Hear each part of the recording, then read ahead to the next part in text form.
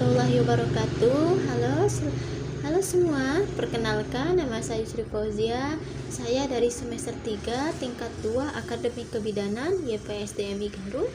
Video ini dibuat untuk memenuhi salah satu tugas mata kuliah, yaitu mata kuliah Etika dan Hukum Kesehatan. Baik, untuk mempersingkat waktu, mari kita mulai. Cekidot. Ini saya akan menjelaskan mengenai pelanggaran kode etik dan hukum kesehatan dalam profesi kebidanan. Nah, terlebih dahulu, apa sih itu kode etik kebidanan? Kode etik kebidanan adalah suatu pernyataan yang komprehensif profesi yang menuntut bidan untuk melaksanakan praktik bidan yang baik, ya, sehubung dengan kesejahteraan, dengan teman, kemudian dengan semua profesi, dengan untuk dirinya sendiri juga. Nah, penetapan kode etik kebidanan ini perlu dilakukan dalam Kongres IBI atau Ikatan Bidan Indonesia. Nah, kode etik kebidanan itu pertama kali disusun pada tahun 1968 dan disahkan dalam Kongres Nasional IBI atau Ikatan Bidan Indonesia 10 tahun 1998.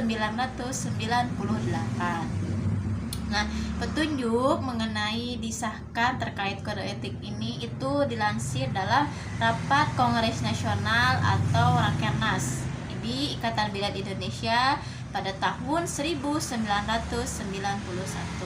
Nah, kode etik ini perlu ya ada itu sebagai pedoman dalam profesi kebidanan sebagai tekanan untuk keselamatan klien, bukan hanya seperti keselamatan ibu ya, keselamatan janin yang dikandungnya, dan keselamatan dan kesehatan bagi bayi yang baru lahir misalkan. Nah, lalu apa sih itu hukum kesehatan? Nah, hukum kesehatan adalah hukum yang telah ditetapkan oleh pihak kuasa yang untuk ditaati untuk dirinya sendiri dan untuk kita semua. Nah, menurut Undang-Undang Nomor 23 Tahun 1992 tentang kesehatan, bahwasannya berhubung langsung dengan pelayanan kesehatan yang sekarang diubah menjadi Undang-Undang Nomor 36 Tahun 2009 tentang pelayanan kesehatan. Nah, kode etik bidan dan hukum kesehatan ini perlu ada itu untuk meningkatkan pelayanan kesehatan diberikan seorang bidan ke pasien, ke kliennya, pelayanan diberikannya semakin baik lagi dari sebelumnya gitu. Namun ada saja oknum bidan yang melakukan di luar hak wewenang gitu, seperti melakukan buka praktek aborsi. Dilansir dalam berita Detik News ya, bahwasanya berita ini pertama kali diketahui dari salah seorang masyarakat ya, kemudian dan penjaga hotel di sana, dan pada manajemen hotel di sana dia melaporkan ke polisi. Kemudian polisi melacak ya, karena seorang masyarakat dan petugas hotel di sana dia menemukan sesosok janin yang bentuknya itu dia sudah sangat mengenaskan. Jadi mereka melaporkan. Kemudian selama 14 jam akhirnya polisi telah bisa menangkap pelaku utama, salah satu pelaku utama praktek aborsi ini.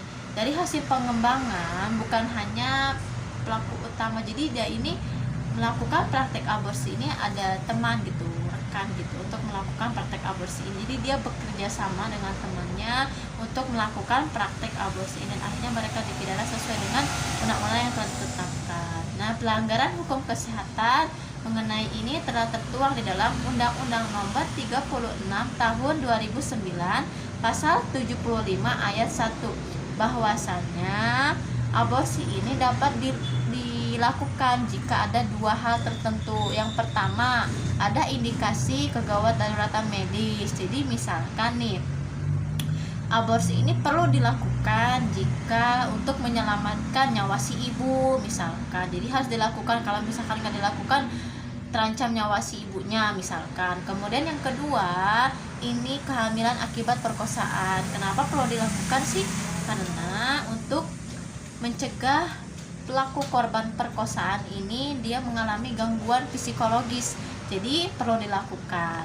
Kemudian serta pada pasal 75 ayat 2 menyebutkan bahwasannya aborsi ini perlu hanya dilakukan oleh pihak-pihak tertentu ya yang berwenang gitu, misalnya di dalam pasal 75 ayat 2.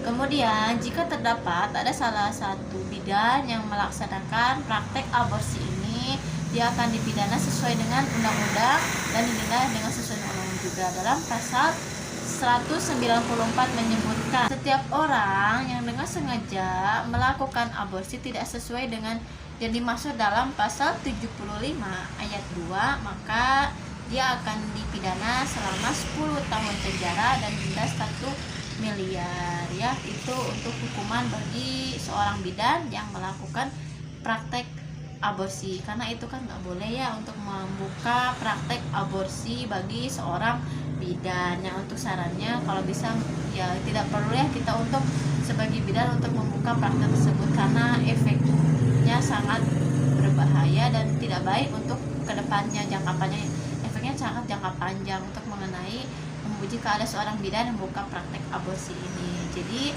kalau misalkan ada seorang bidan nih ya, kalau bisa jangan melakukan praktek aborsi. Ya kalau misalkan ada, kalau bisa harus bertanggung jawab ya atas pekerjaan tersebut gitu. Ya kita sebagai bidan cukup untuk meningkatkan pelayanan kesehatan kita kepada ibu, kepada bayi ya, kepada seluruh siklus kehidupan perempuan ya, agar kita pelayanan kita berikan itu sangat pelayanan kita berikan ini sangat membuat si klien itu dia puas ya, dia merasa nyaman atas pelayanan yang kita berikan. Mungkin sekian pemaparan dari saya. Wassalamualaikum warahmatullahi wabarakatuh.